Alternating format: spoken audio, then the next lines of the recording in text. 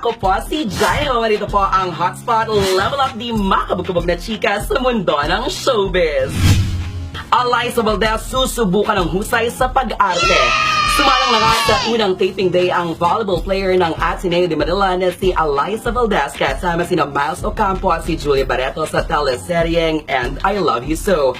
Ano nga kayang masasabi ni Alyssa patungkol sa pagiging parte nito sa nangunang teleserye sa prime tanghali ng ABS-CBN?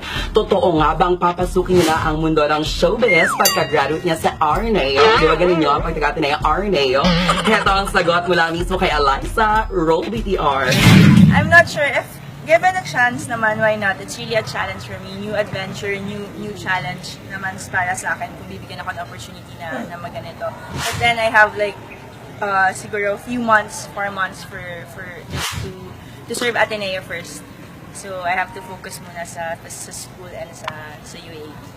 It's really my first time to meet them talaga, like in person. So I'm really, syempre, mas starstruck ka talaga kasi they're really celebrities and they're really like pretty and sobrang bait.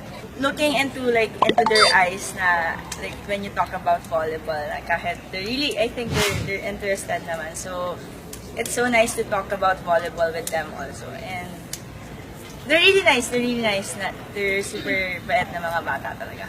Why not? Coconut, pika, coconut. Coconut. Wala na talagang ganon, di ba? O, feeling ko bongga rin yan. Given a chance, grab mo na. Kasi di ba may kasabihan nga tayo na opportunity knocks once. Di ba tama? O, so kapag ka hindi mo tinanggap, tapos sa susunod wala nang nag-offer sa'yo, nang hinayang ka, o pinanindigan mo ang nasa huli ang pagsisisi, i-enjoy mo lang kung ano mga blessings na binibigay sa'yo. Tingnan mo si Gretchen Ho. After niya, di ba, parang ngayon isa na siya sa mga certified host ng Kapamilya Network. Malay mo ikaw, pwede ka talagang arte-artista, arte-arte, ganyan-ganyan. O, so push lang, girl. Huwag kang masyadong mag-iisip ng kung ano-ano. Patunayan mo muna ang sarili mo sa pag-arte kasi magaling ka na sa volleyball eh. Baka ngayon sa pag-arte, di ka masyadong bongga pa kasi di ko pa nawa-watch. Pero pag na-watch kita, splok ko kagad yan, okay? Di mo na kailangan mag-search, hindi mo na kailangan mag-browse dahil nandito na lahat sa Hotspot.